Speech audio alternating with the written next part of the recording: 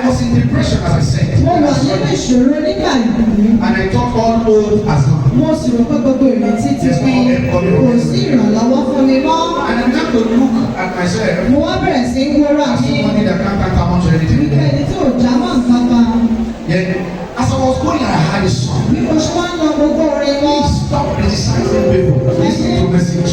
Ẹ má máa pẹ̀lú tẹ́fẹ́lú ìrìn. And I hear a song that says, I remember when I was nobody. Mo rántí ìgbà tí mi ò jẹ́ kankan. When the holy was not out of. Nígbà tí ìrìn àjò yìí le. I remember when I was nobody. Mo rántí ìgbà tí mi ò jẹ́ kankan. I never thought I would be so good. Mi ò tẹ̀lé dáwọ́ kankan. The economy, so somebody have been in my situation before. Wọ́n ti gbé yẹn wọ́n tẹ̀ tí wọ́n. That become somebody.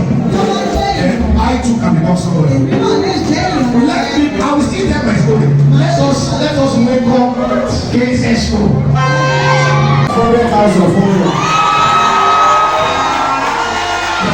Okay, I want you to have this speech.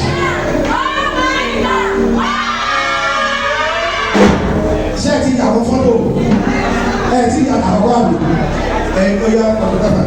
Say, and this is a word of ordination for King Dr. Saheed Osupa as the prophet of music, in recognition of the impact of your musical message to the society, church, and the world with of unwavering support to the advancement of the kingdom of God. Today, in the name of the Father, Son, and the Holy Ghost.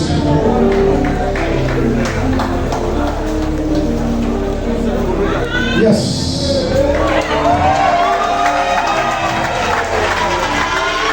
Àwọn èèyàn bá fẹ́ bá ya fọ́tò ó sójà ẹ jẹ́ kó sójà àwọn bàbá yẹn kọ̀ you want to sọ ẹ sọ̀rọ̀ sylvester ẹ sọ̀rọ̀ akínọwà ní ẹ sọ̀rọ̀. I want to support him with the 2 million he gave the church. I want to support him with 500,000. Another 500,000 to 2 million. Yes. 100 Arewa.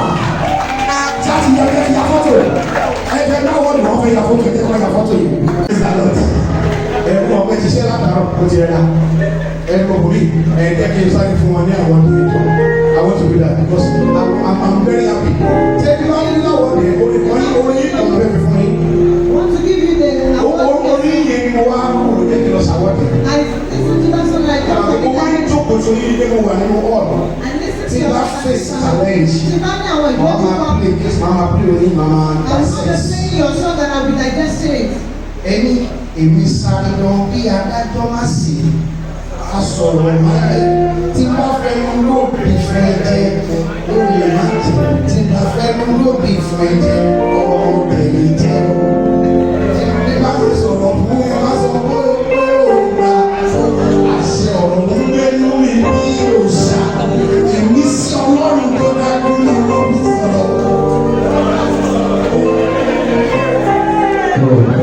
Olóòtú sàgbọ̀n bí adájọ́ má ṣe àsọ̀rọ̀ máyé tí má fẹ́ràn gbóòrùn fún ẹ̀jẹ̀ ó lè má jẹ́ ìfẹ́ràn gbóòrùn fún ẹ̀jẹ̀ ọmọ bẹ̀rẹ̀ jẹ́ owó ìsọ̀rọ̀ fún ẹ̀ má sọ fún mi pé ó gbà àṣẹ ọ̀rọ̀ ń gbé mú mi bí ó ṣà ìmísí ọlọ́run tó dájú la fi sọ̀rọ̀ tí bá ti sọ̀rọ̀ gbogbo ayé kíyèsí tí ó bá ṣẹlẹ̀ ní àṣẹ ẹ̀kọ́ lọ́la.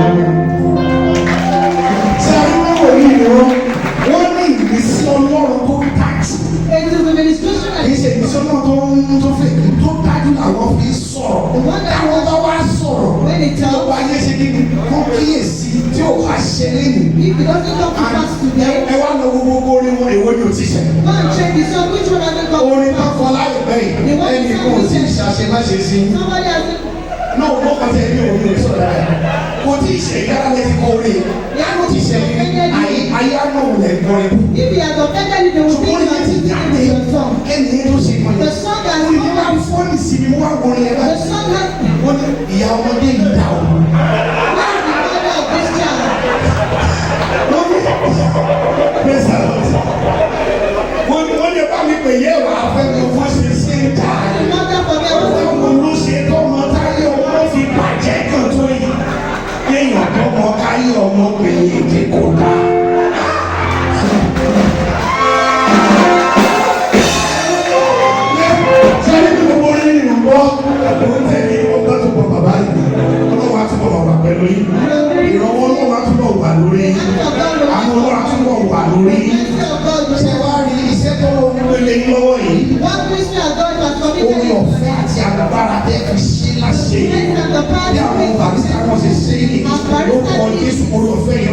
fi fún In mi. the name of Jesus, heaven will give Nígbà it wà to ó you. bẹ́ àbólí kékeré lè ní máa yẹn. Because you did not look at it as a small Mo torí offense. mo jẹ́ ẹni tó fẹ́ràn yín. Because Ó I máa love ń lọ you. bẹ̀yẹn. Ẹ tó wá promise ní ìdìyàn nítorí ẹ tí máa wá ẹ̀jẹ̀ tó wá. Come and you pay. Ẹni mẹ́sì fún mi sá. ẹ jọ ìyá mi bàbá mi mo ti rò ó ṣe fẹ́ sọ láti jọ yìí. I've been looking at how I'm going to say it. bí ọ̀rọ̀ ṣe ṣe lọ Nàìjíríà yìí As things are going on ọ̀rọ̀ ṣe in this kìrìsìtẹ́nì àti Islam. I'm Muslim. ẹ jọ Please. bóyá pásítọ̀ tó ń ṣalákòóso yín ló ta àbí lè ta It's good or it's not good. àbí ìmọ̀mù tó ṣalákòóso yín ló ta àbí ò ta. Man is not good or ẹ not. ṣáà nígbà gbọ́dọ̀ yín pé Ọlọ́run wà. Just have ó ti wà láti tọ́ ẹ̀rọ ọ̀tá ìmọ̀ fi tọ́ ẹ má jẹ́ kí wàtá àwọn ẹ̀ma ń wò jẹ́ kí ọ̀rọ̀ náà ó sú wa ọ̀rọ̀ náà yóò sú wa o ó dá wa níta kó fóun wà ní ẹ̀rọ sú o èmi lọ chọ́ọ̀chì mọ́ chọ́ọ̀chì tí wọ́n ti ṣe kó tó fẹ́ náà ẹni kò máa ń lọ mọ́ máa lọ chọ́ọ̀chì Continue to go to mọ́ṣáláṣí ó ti wà tó dà ẹni kò máa ń lọ mọ́ máa lọ mọ́ṣáláṣí continually. má sọ pé torí pé ẹnìkan pásọ̀ kò dàbí orí kò náà sí lọ́wọ́ Ọlọ́run ló dá wa ó ti wà láti lè kọ́ṣẹ́ lọ́wọ́ àyè máa fi tọ́ ní ó ṣe jẹ́ lè lọ́gbọ̀n. Ẹjọ́ sà, ibi tí ìgbà mi rẹ̀ fún mi, mo fẹ́ fún mi. David Bamidé, mo fẹ́ kí o sì bí wọ́n ti máa rí yíyà, ẹ máa bọ̀sà, ẹ máa bọ̀ ẹ̀sà. Kọ́ lè rí yíyà àwọn tó fẹ́ yíyà àwọn ní fọ́tò.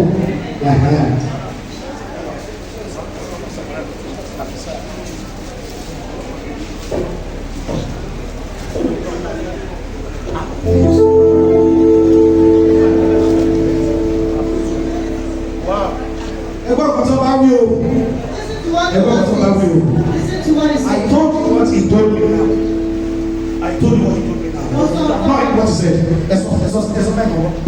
Wọ́n ní kọ́ máa bínú wọn kéré skul kan náà fẹ́ ṣe yẹn torí pé wọ́n náà fẹ́ ṣe báwọn èèyàn nídìí owó lọ́wọ́ àwọn èèyàn. Said he wants to do it for Mo people. fẹ́ gbogbo orúkọ bẹ́ẹ̀ mo fọ́ 2 million fún yẹn.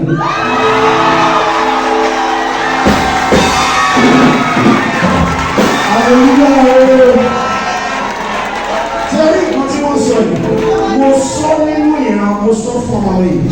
Mo ní mo ní kọ́ wá bí wọ́n náà máa fún mi lówó, wọ́n sọ owó yìí. Ṣùgbọ́n àyè lọ sí nínú ìran. Ìran tí ẹ̀ dùn ọ̀rọ̀. And I don't remember it in the dream. Àyè ṣe ní ìtọ́lọ́mbà ni òṣèlú ṣe àti màá ṣe. What God asks you to do, Ó lè má kàyé lọ́rùn. you may not Ṣùgbọ́n máa tẹ́ ọlọ́run please, lọ́rùn. but please the Lord.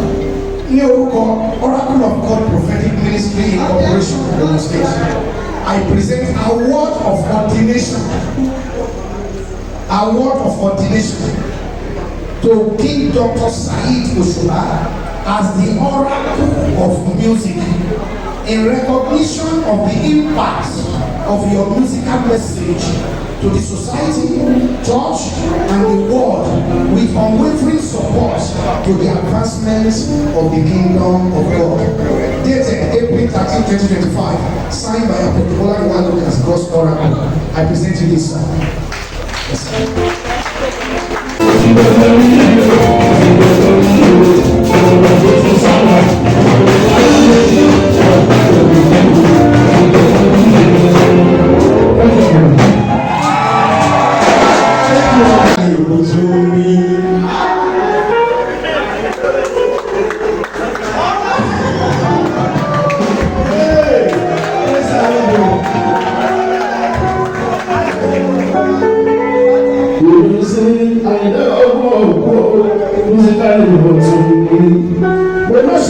resistance tó bá ṣe nígbàgbọ́ ó ṣì wà resistance tó bá ṣe nígbàgbọ́ àgbẹ̀wọ̀ lọ́tìrì tó bá bá kó bá yẹ o àgbẹ̀wọ̀ lọ́tìrì tó bá bá kó ti ṣe o ìbísí àìlẹ́ ọgbọ̀n ọ̀gbọ̀n musically ọ̀tún ní.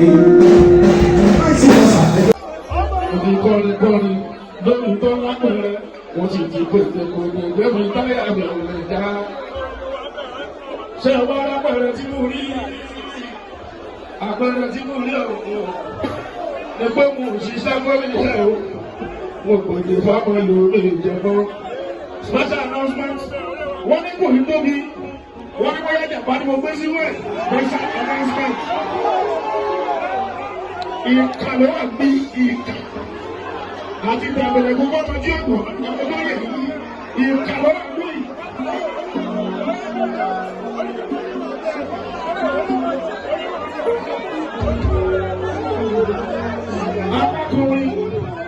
àpapọ̀ ìjà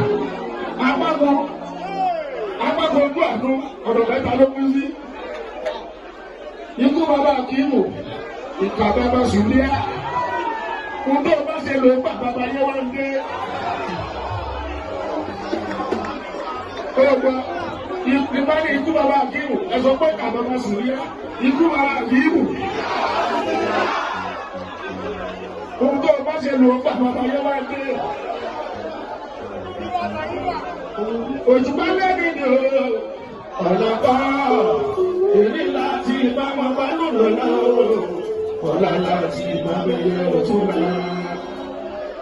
Abájẹ́ káfẹ́ ni o, ọ̀la jẹ́, ẹjẹ́ ṣe tí ó padà bá lòlò náà o, ẹjẹ́ ṣe tó lè bẹ̀rẹ̀. Nǹkan méjì làwọn èèyàn dẹ́pọ̀, ẹni tó ń kọ́ ìwà àbàjẹ́, àbẹ́ tó ń wà àbàjẹ́, á yàtọ̀ síra wa. Olóyìnbó ní he who must come to equity must come with it.